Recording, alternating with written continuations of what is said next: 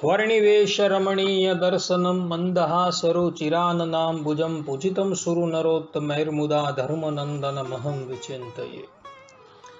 असतो मा षड्गमय तमसो मा ज्योतिर्गमय मृत्युर्मा अमृतं गमय। ओम शांति शांति शांति। આજની જ્ઞાન સભાની અંદર પધારનારા બધા જ ભગવદ ભક્તો વેદાંતાચાર્ય પુરાણ ઇતિહાસાચાર્ય અમે ફિલોસોફી શાસ્ત્રી રાકેશભાઈના હેતપૂર્વક જય સ્વામિનારાયણ। ગયા વખતની જ્ઞાન સભાની અંદર આપણે બધા શરણાગતિ વિશે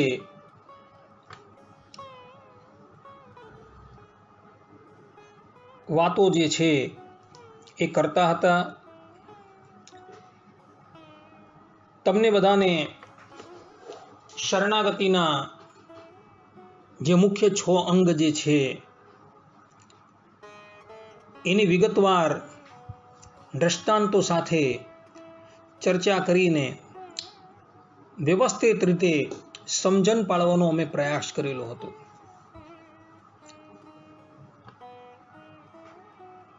સનાતન વૈદિક ધર્મના જે મૂળભૂત ગ્રંથો છે એની અંદર કર્મયોગ, જ્ઞાન યોગ, ભક્તિ યોગ અને પ્રપત્તિ યોગ ઇત્યાદિક અનેક મોક્ષોપાયોનું વર્ણન જે છે એ તે સ્થાનોની ઉપર જોવા મળે છે। ઉદ્ધવ સંપ્રદાયના એટલે કે વિશિષ્ટાદ્વૈત મતના પ્રાચાર્ય એવા શ્રી રામાનુજ સ્વામીએ કુદ્રષ્ટિઓનો નિરાસન કરવા પૂર્વક પોતાના બ્રહ્મસૂત્રના શ્રી ભાષ્યની અંદર પૂર્વાચાર્યોની પરંપરાથી પરિગૃહિત પ્રપત્તિ નામક પરમ યોગનું વિવરણ એ બ્રહ્મસૂત્રની અંદર વિસ્તારથી કરેલું જોવા મળતું નથી, પરંતુ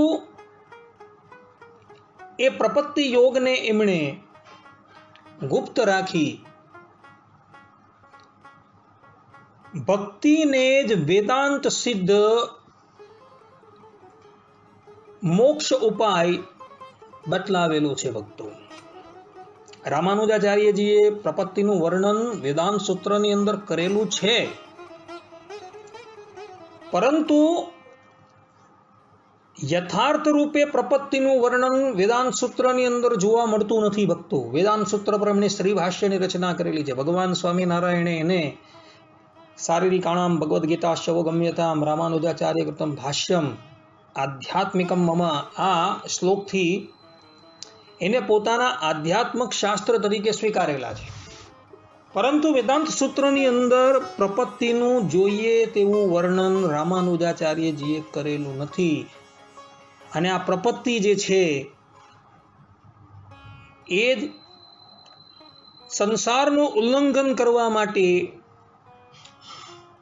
એક સાધ્ય ઉપાય છે, પરંતુ આચાર્યશ્રીએ વેદાંત સૂત્રમાં એને ગુપ્ત રાખેલું છે અને જીવાત્માને પરમાત્માની પ્રાપ્તિને અર્થે મોક્ષ ઉપાય રૂપે કેવલ ને કેવલ ભક્તિનું વર્ણન કરેલું છે।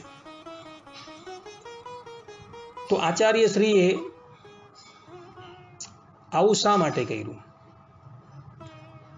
તો તેનું કારણ એ જ છે કે એ સમયના જે વેદાંતી લોકો હતા તે બધા જ પ્રાયઃ પ્રપત્તિ એટલે કે શરણાગતિના નામથી જ અપરિચિત હતા। તેઓ બધા મોક્ષો ઉપાય માનવાની વાતથી તો ઘણા દૂર રહી ગયા હતા અને તેઓ બધા કહેતા હતા કે તત્વમસી अयमात्मा ब्रह्म, विज्ञानन ब्रह्म, प्रज्ञानन ब्रह्म, सो अहम, आ वाक्यथी ज वास्तविक अर्थने योग्य जाणवा मात्रथी ज मोक्ष जे छे ए प्राप्त थई जाय छे। कहेवानुं तात्पर्य ए छे के ए लोको बधा आ जे वेदोना जे महावाक्यो जे छे, जे महावाक्यो वस्तुताए शरीर शरीरी भावनुं प्रतिपादन करे छे, तो ए आ महावाक्योने ग्रहण करी पोते एम ज कहेता हता के भाई આપણે સ્વયં જ જે છે એ બ્રહ્મ તત્વ છીએ, કે આપણે સ્વયં જ ભગવાન છે, પરંતુ આપણે જ્યાં લગીન વાસ્તવિક ભગવત સ્વરૂપનું જ્ઞાન એટલે કે આપણું પોતાનું જ્ઞાન નથી થયું ત્યાં લગીન આપણે બદ્ધ દશાની અંદર ફરતા હતા।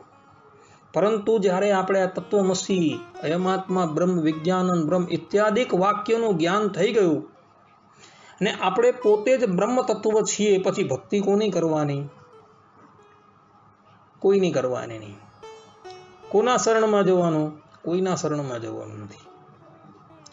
તો આ પ્રમાણે પ્રલાપ કરવાથી એ લોકો એવું કહેતા કે ભાઈ આ વાક્યનું જો આપણે રટન કરી દઈએ તો આપણું કલ્યાણ આમ જ થઈ જવાનું છે, આપણે સ્વયં જ જે છે એ બ્રહ્મ તત્વ બની જશું। તે લોકો કહેતા હતા કે આ સંસાર જે છે એ બ્રહ્મ માત્ર છે અને જેની નિવૃત્તિ કેવલ ને કેવલ તત્વ જ્ઞાનથી જ થાય છે। અને તેની અંદર પણ કેટલાક લોકો આગળ વધીને એવું કહેતા હતા કે મોક્ષ પ્રાપ્તિ કરવા માટે કર્મ અને જ્ઞાન બંને આવશ્યક છે। આ બધા જે હતા તેની અંદર કેટલાક લોકો એવા હતા કે ભાઈ કેવલ તત્વમસી, અયમાત્મા બ્રહ્મ ઇત્યાદિકનું રટણ કરવાથી જો આપણે વાસ્તવની અંદર બ્રહ્મ થઈ ગયા છે તો આપણે કર્મનો આરંભ કરવાની કોઈ જરૂર નથી। જ્યારે બીજા કેટલાક એવા હતા કે નહીં ભાઈ, કર્મયોગ પણ જરૂરી છે અને જ્ઞાનયોગ પણ જરૂરી છે, એ બંનેનું આચરણ જે છે એ આપણે અવશ્ય કરવું જોઈએ। તો આવા જે વાદો જે હતા એના નિરાસન કરવા માટે શ્રી રામાનુજાચાર્યજીએ શ્રી ભાષ્યની અંદર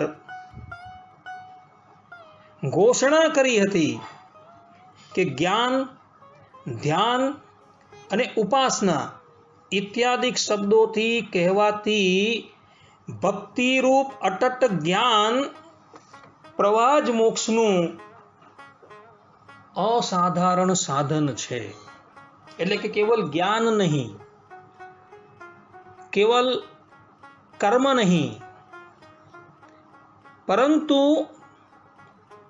કર્મયોગ, જ્ઞાન યોગ સાથે જે ભક્તિનું આચરણ કરવામાં આવે તેનાથી જ જીવાત્મા જે છે એ આ સંસારનું ઉલ્લંઘન કરીને એ પરબ્રહ્મ પરમાત્માની પ્રાપ્તિ કરી શકે છે। અને સમસ્ત બ્રહ્મસૂત્રની અંદર રામાનુજાચાર્યજીએ આ જ બાબતનું પ્રતિપાદન કરેલું છે। પરંતુ રામાનુજાચાર્યજી વેદાંત સૂત્રની અંદર 1.4.1 ની અંદર આનુમાનિક અધિકરણની અંદર સ્પષ્ટ રૂપે લખે છે કે તસ્ય ચ વશીકરણમ તચ્છરણાગતિરેવ, અર્થાત કે ભગવાનને પોતાના વશમાં કરવાનું સાધન તેઓના શરણમાં જવું એ જ છે, બીજું કોઈ નથી। રામાનુજાચાર્યજી સ્પષ્ટ રૂપે આનુમાનિક અધિકરણની અંદર આ વાત લખે છે 1.4.1 ની અંદર કે ભગવાનને જો પોતાના વશની અંદર કરવા હોય તો તેનું સાધન એક જ છે અને તે છે શરણાગતિ. આ રીતે વેદાંત સૂત્રની અંદર આચાર્ય શ્રીએ ગુપ્ત રીતે શરણાગતિનું પ્રતિપાદન કરેલું છે. પરંતુ વિશેષ રૂપે તમે વેદાંત સૂત્રનું જો અધ્યયન કરો તો તેની અંદર રામાનુજાચાર્યએ કેવલ ધર્મ જ્ઞાન વૈરાગ્ય યુક્ત ભક્તિનું જ પ્રતિપાદન કરેલું છે. એનું કારણ જે છે એ અગાડી આપણે જે આ ચર્ચા કરી ગયા હતા તે હતું. કારણ કે એ જમાનાની અંદર લોકો વેદાંત વાક્યની ઓથ લઈને તત્વમસી અયમાત્મા બ્રહ્મ પ્રજ્ઞાનંદ બ્રહ્મ વિજ્ઞાનંદ બ્રહ્મ સો અહમ ઇત્યાદિક વાક્યની ઓઠ લઈને ભક્તિયોગથી કર્મયોગથી બધા નિવૃત્ત થઈ ગયા હતા. તો એ લોકોને પુનઃ ભક્તિ યોગની અંદર કર્મયોગની અંદર આરૂઢ કરવા માટે રામાનુજાચાર્યએ શ્રી ભાષ્યની અંદર કર્મયોગ અને જ્ઞાન યોગ સાથે ભક્તિ યોગનું નિરૂપણ કરેલું છે. આ એનું કારણ છે. પરંતુ ગુપ્ત રીતે તેઓએ શરણાગતિનું પણ પ્રતિપાદન આ ગ્રંથની અંદર કરી લીધેલું છે. માટે કેટલાક લોકો એવું માનતા ફરે છે કે રામાનુજાચાર્યજી કેવલ ને કેવલ જ્ઞાન યોગ કર્મયોગ સમુચ્ચય ભક્તિ યોગનું પ્રતિપાદન કરવા વાળા આચાર્ય હતા. કારણ કે વેદાંત સૂત્રની અંદર તેઓએ આ પ્રમાણેનું પ્રતિપાદન કરેલું છે. પરંતુ એ લોકોની ભૂલ છે ભક્તો. વેદાંત સૂત્રની અંદર 1.4.1 ની અંદર આચાર્યએ શરણાગતિનું પણ પ્રતિપાદન કરેલું છે, પરંતુ એને ગુપ્ત રાખેલું છે. આચાર્ય શ્રીએ સંપૂર્ણ શરણાગતિનું પ્રતિપાદન જે છે એ શરણાગતિ ગદ્ય નામના પોતાના ગ્રંથની અંદર પરિપૂર્ણ રૂપે પ્રતિપાદન કરેલું છે. શરણાગતિ ગદ્ય જે છે એ ગદ્ય ત્રયની અંદર અન્યતમ એ ગદ્ય છે. સંપૂર્ણ આ ગ્રંથ જે છે એ ગદ્યની અંદર છે. અને આ શરણાગતિ ગદ્યની અંદર આચાર્ય શ્રીએ પોતાને અત્યંત અભિમત અને પોતાના પૂર્વાચાર્યોને અત્યંત અભિમત અને પરબ્રહ્મ પરમાત્મા શ્રીમન નારાયણને પણ અભિમત જે પ્રપત્તિ જે છે એનું વિસ્તારથી નિરૂપણ કરેલું છે. અને આ શરણાગતિ ભાષ્યની ઉપર અનેક ટીકાઓ લખાયેલી છે. એ ટીકાઓની અંદર પણ ટીકાકારોએ સ્પષ્ટ રૂપે કહ્યું છે કે જીવાત્માને જો આ સંસારમાંથી કોઈ મુક્ત કરવા માટે અમોઘ કોઈ સાધન હોય તો એ કેવલ ને કેવલ ભગવાનની શરણાગતિ છે. શરણાગતિ સિવાય બીજું કંઈ જ નથી. ભક્તિ યોગ, જ્ઞાન યોગ, કર્મયોગ ઇત્યાદિ જે યોગોનું વર્ણન શાસ્ત્રોની અંદર કરવામાં આવેલું છે એ બરાબર છે, પરંતુ એ યોગોનું વર્ણન જે થયું છે એ ગુરુ ઉપાય છે, લઘુ ઉપાય નથી. કારણ કે આ ગુરુ ઉપાયોનું આચરણ જો તમે કરવા માટે બેસો તો તમારું જીવન પણ જે છે એ પૂર્ણ થઈ જાય. અનેકો જન્મો લગીન તમે આ ગુરુ ઉપાયનું અર્થાત કે આ ગુરુ ઉપાયની ઉપર તમે આરૂઢ થયા હો તો પણ તમે એ પરબ્રહ્મ પરમાત્માની પ્રાપ્તિ ક્યારેય પણ ન કરી શકો. પરંતુ શરણાગતિ એક એવો લઘુ ઉપાય છે કે જેની અંદર કેટલાય જીવાત્માઓ જે છે એ શરણાગતિ યોગની ઉપર આરૂઢ થવાથી એ આ સંસારનું ઉલ્લંઘન કરીને પરબ્રહ્મ પરમાત્માનો અનુભવ કરી શકેલા છે અને પરબ્રહ્મ પરમાત્માની પ્રાપ્તિ કરી શકેલા છે. જ્ઞાન યોગ, ભક્તિ યોગ અને કર્મયોગ એ પરબ્રહ્મ પરમાત્માની પ્રાપ્તિના ઉપાય છે. પરંતુ આ યોગનું આચરણ કરવાનું હોય છે તેની અંદર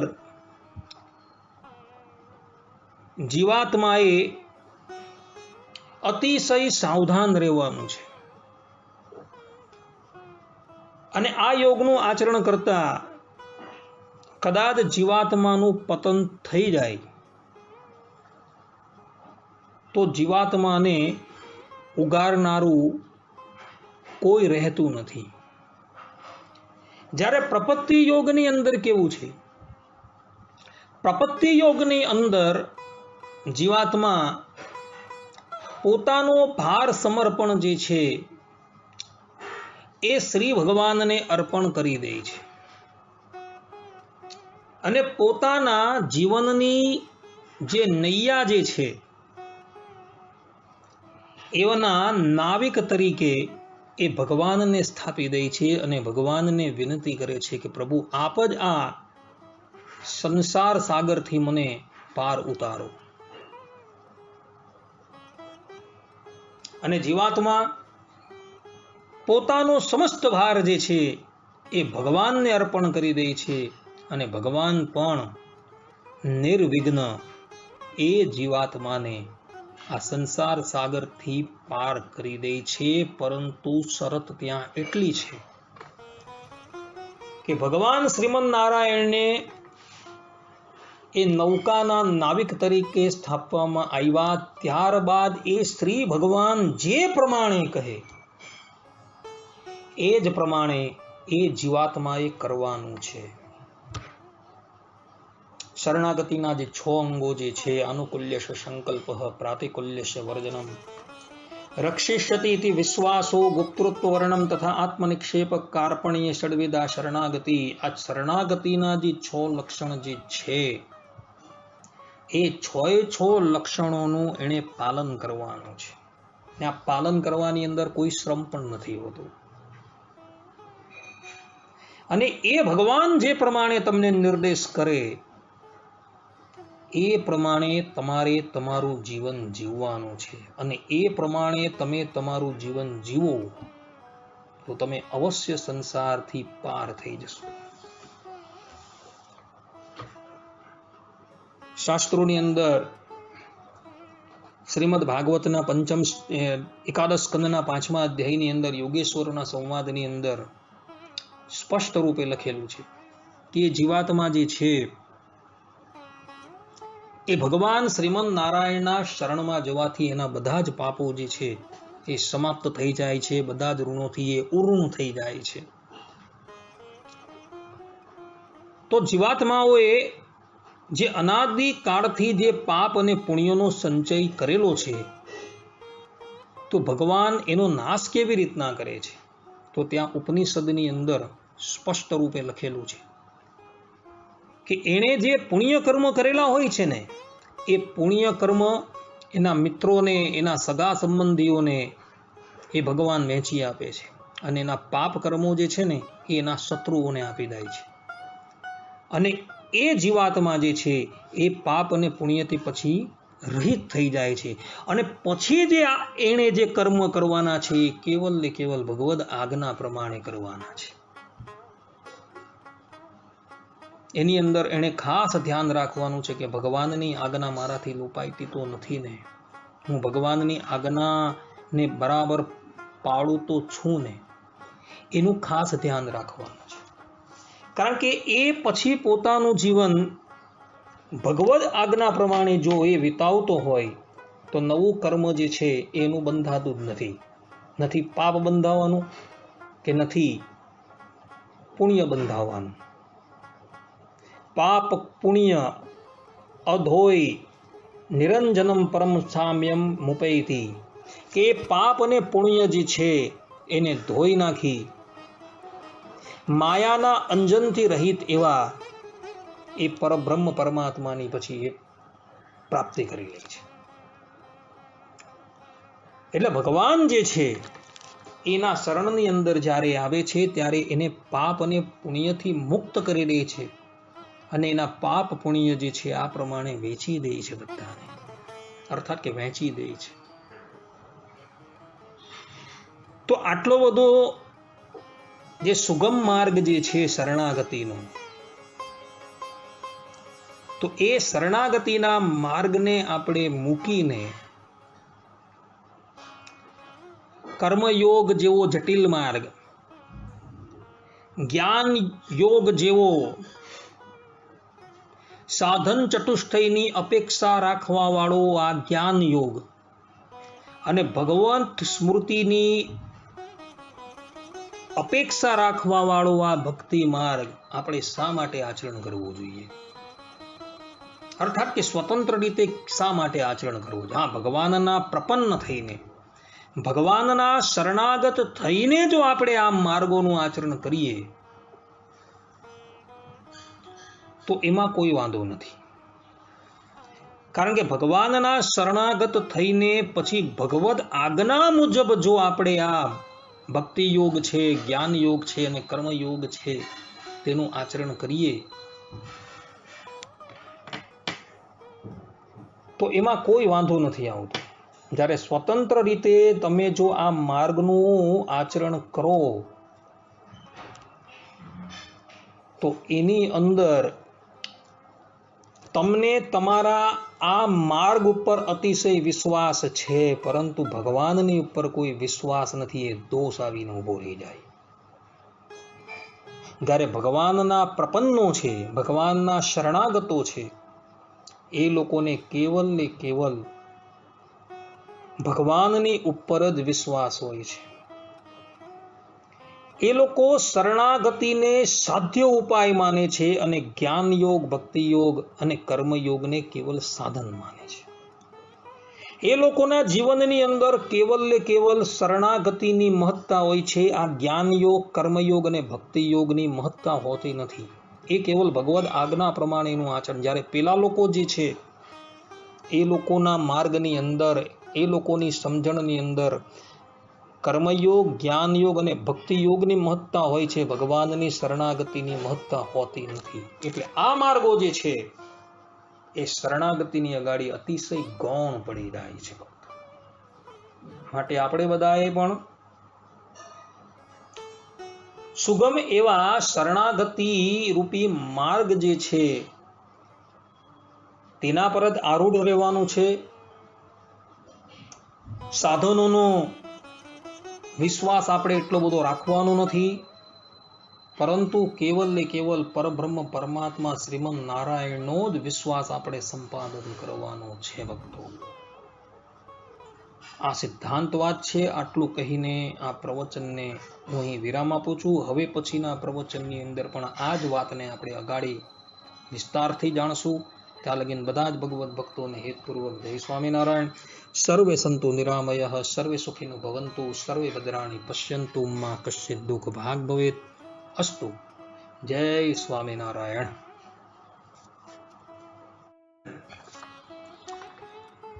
વર્ણિવેશ રમણીય દર્શન